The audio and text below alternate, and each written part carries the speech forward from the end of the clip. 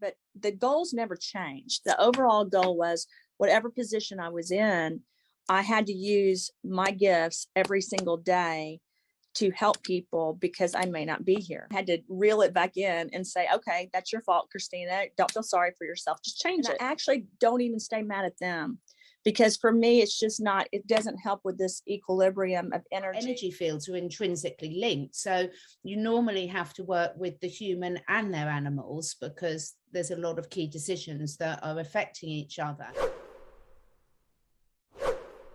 And your CV is so impressive. I'm going to let you introduce yourself to my audience, if that's okay. Yes, absolutely.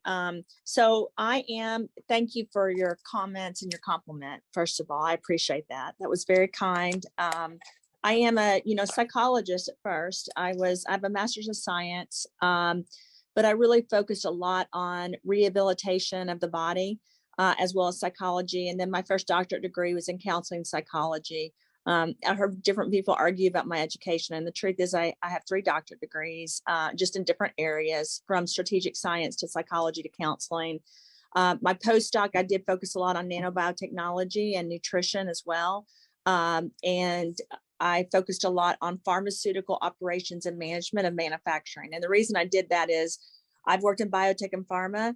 I was a psychologist as well, and I really wanted to go full circle and understand not just how to develop products, but how to manufacture them, and then how to really help people. And for me, my focus has always been the mind, body, and spirit. It has never been just the body, to be honest, because at the age 25, I had cancer. I lost a child. I had a brain tumor. Before that, I had Lyme disease. And basically, I had a cascade of events that happened, and I was worried I wasn't going to really make it.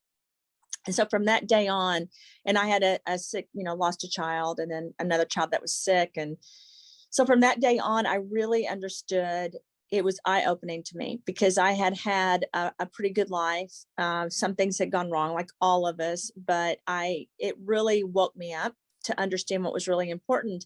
And it really wasn't my physical health that it woke up. It woke me up spiritually and emotionally and mentally, and to understand that I needed to spend every day on this earth doing the best I could and with what I was given. And what I mean by that, it was really important to me that I use the gifts, because we all have important gifts that we're given, right? But you have to basically align those gifts spiritually, energetically, and again, emotionally, mentally, and physical to achieve things that you need to achieve. So from that day forward, I really looked at it like, okay, I don't know how long I'm going to be here. So while I'm here, what is my goal?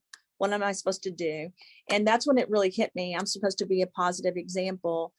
Yes, God gave me a scientific, mathematical mind. It runs in my family. And but I was an artist. My mom's a musician. And I thought, gosh, how do I incorporate all of this? And really, everybody that I meet, my goal was to try to heal, right? And try to promote wellness and health. And for me, it wasn't even about the length of my life, like I said, because I didn't know, what was going to happen. It was, I love your cat. I love animals. Yeah, so do I. Sorry about that. She was just about to knock everything flying.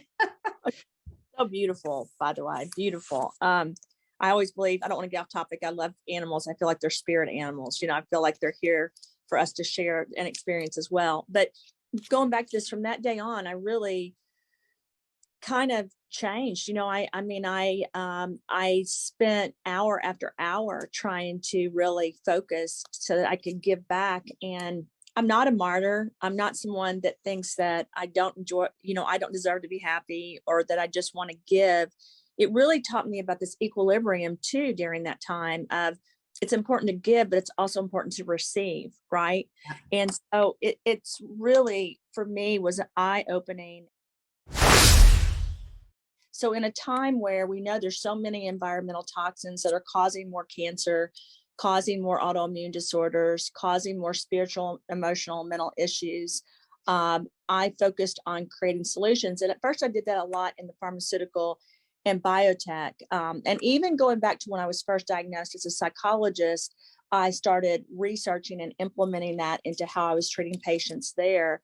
But moving on to pharmaceutical and biotech, I started, I really felt like I was helping people. I would do a lot of patient talks as well as a counselor, and became a scientist in those companies, and was moved over to the research side. That really was not my intention, but because of my education, they did that. So that propelled me, of course, to go back to school again and really focus more on development. But the goals never changed. The overall goal was whatever position I was in, I had to use my gifts every single day to help people because I may not be here, right?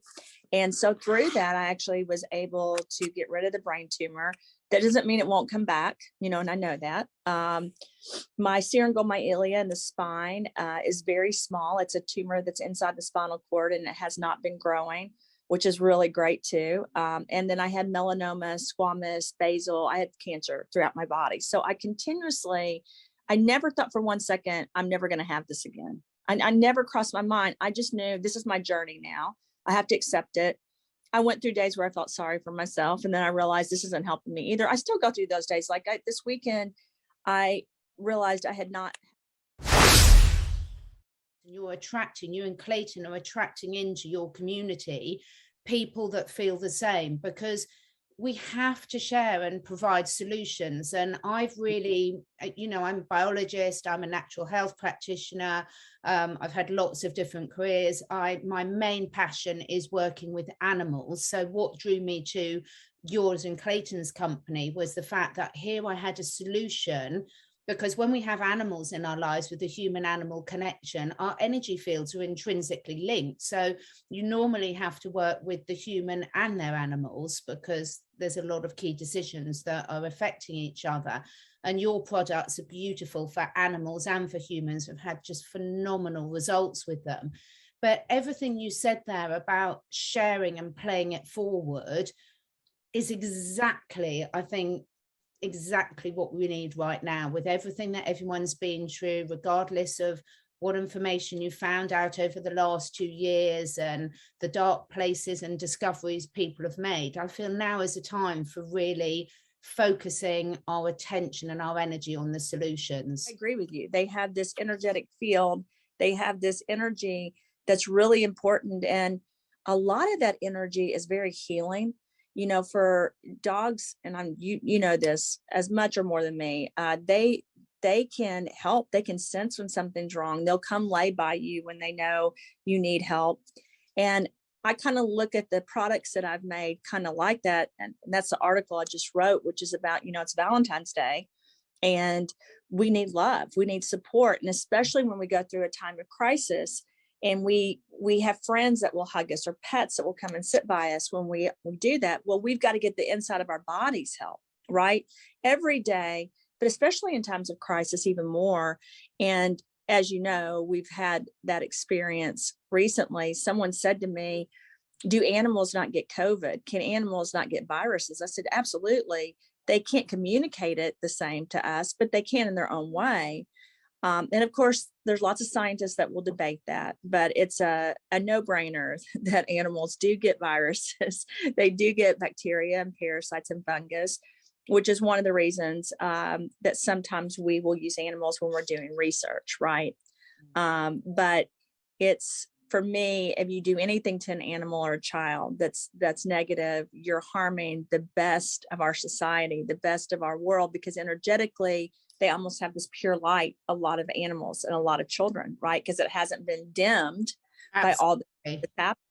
Yeah. And so my hope is that we continue to give our bodies what we need, to show the support and love, because it's essential, it's imperative. And I don't know how anyone could actually disagree with that.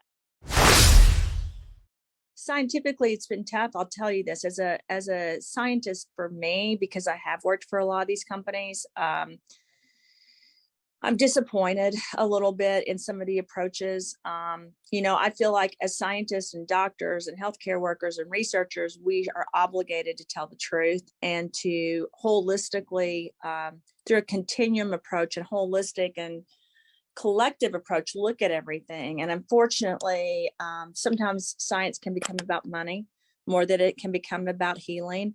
Someone asked me the other day if I was aware of that. And I said, yes, I'm aware of that. I also know that we have some control to step in and to be this light, this force, this brain power. Even, you and I are scientists. We can make comments and they should be respected. But unfortunately, you're right.